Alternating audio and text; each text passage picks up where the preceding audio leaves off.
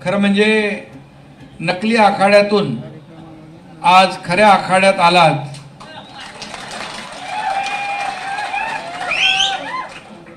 आणि पाटील कुटील माणसाकडून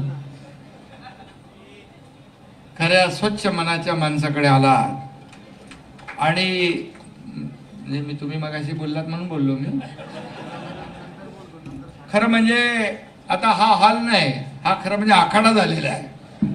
आणि आखाड्यामध्ये पैलवानांच्या शिट्ट्या आवाज तर येणारच.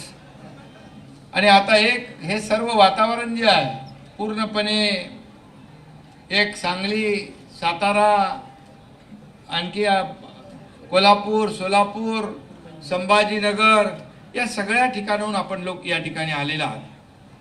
आता तुम्हाला मी चंद्रार एकच सांगतो, तुम्ही आमच्याकडे आलेला आहात. मी तुम्हाला एकच सांगेन, आता पुढे होणार नाही ज्याची हार, तो तुमचा आवडता पैलवान डबल केसरी चंद्रहार.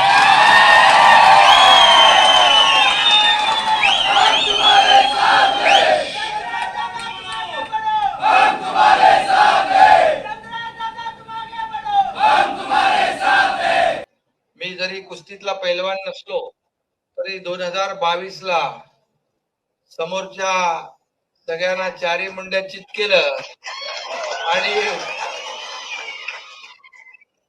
असे डावपेच टाकले की अजून ते उठलेच नाहीत.